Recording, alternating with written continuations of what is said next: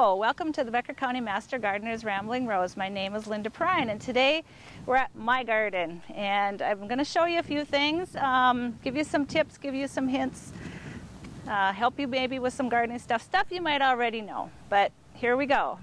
I'm going to talk to you about dill, and I use dill when I make pickles, or I like to pickle green beans, and so it's a really easy thing to raise. And I'm going to show you, right here is like the most perfect dill. It's really full, and it's got all the, you can see the heads are all full, where if you would look next to the one here, this is the flowers. This is how it first starts out, really flowered, and that one will fill out and it will go to seed like this one. And another way to tell when it's really ready is I do the smell thing. You can smell it and it smells like dill.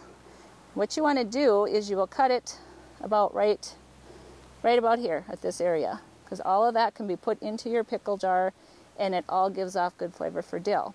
Another thing, if for example you have your beans are ready and your dill is not, or vice versa, your dill's not ready but your beans are, what I do is I'll come out here every once in a while, just walk through, and I will cut whatever dill is ready, put it in a brown paper bag, and put it in my freezer. And I double bag it actually, because the smell comes right through. It won't hurt anything, but then you can use that dill later. So sometimes it's hard to get everything to coordinate at the same time in your garden.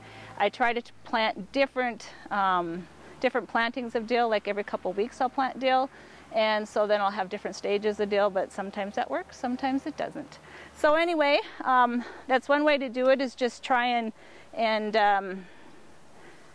keep watching it when it's ready. Throw it in a paper bag and just keep, so then you know if you're doing 8 quarts or 4 pints or whatever, you know how much dill you're going to need, and pretty soon you have it accumulated, and then if your beans are ready or not ready, whatever.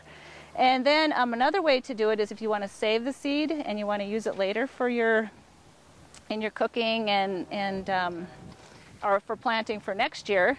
I have a sample here, and here's one of the dill that has dried up, and you can kind of see the little seeds, how they're actually starting to dry. If I pull one off here, maybe you can see it's kind of windy today.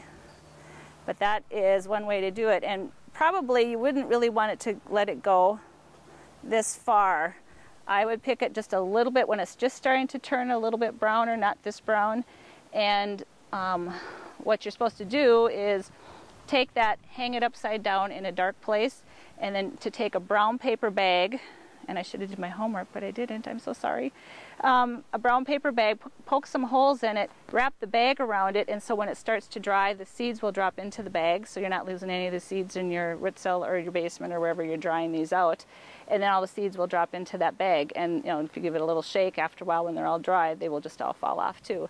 And make sure if you're saving any seeds to put them in an envelope or something. Do not put them like in a Ziploc or a plastic, because that can, if there's any moisture, it'll hold the moisture.